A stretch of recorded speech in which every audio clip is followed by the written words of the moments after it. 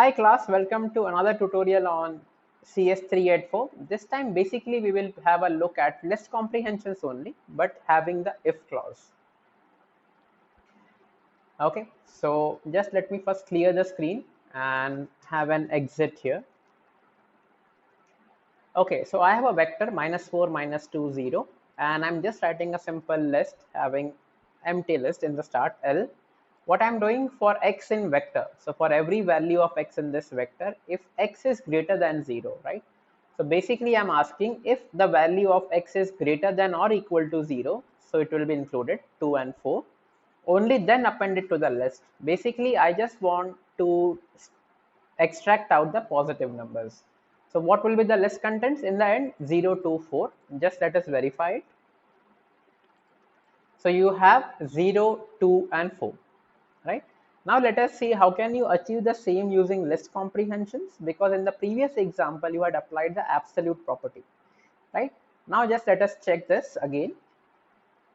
I have a vector here, I'm reinitializing it, -2, 0, -4, -2, 0, 2 and 4, right?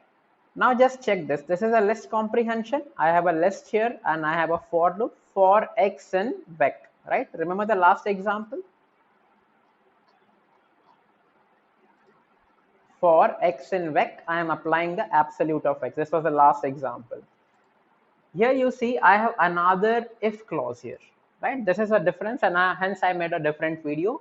So what it does now, for x in vec, initially for example, if I don't have this, right? So what happens for x in vec, I'm just keeping the value of x and I'm printing it. Again, so this is some bug of VS Code. I do not know why does it actually happen. Okay, right? So what happens in this loop? I'm doing for x in vec. For every value in this vector, just display the value of x. So it is displaying everything. But our ultimate goal was we had to have only those values which were greater than 0. So list comprehension allows you to add the if clause also. Now see how the execution will take place. Always the for loop will be executed the first time. If there is no if loop, directly this expression will be evaluated for x in vec, right? When I say for x in vec, for every value here, I will then check the if clause, which is my second step. So basically, initially it will have -4 in vec, oh, that is fine.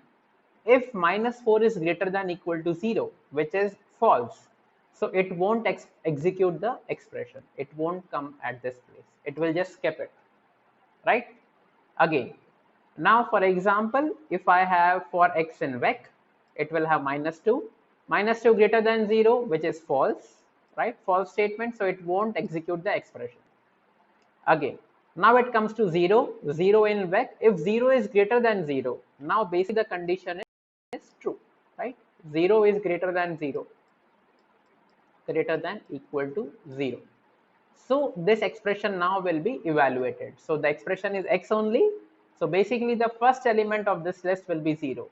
Again, when I come back to 2, 2 in vec, 2 greater than equal to 0, which is true. So again, it will be compiled. Again for 4. So eventually my output will be 0, 2 and 4. Just check the output for this. See, it is 0, 2 and 4. I printed the first x, printed the original list also, and hence it printed twice. So now I am printing it 0 to 4. If I want to just print the negative numbers, I can just say okay for if x is less than 0. If x is less than 0, it will just print -4 and -2. Just check the output and there you go. So this is list comprehensions with the if clause in it. Thank you for watching. Have a good day, class.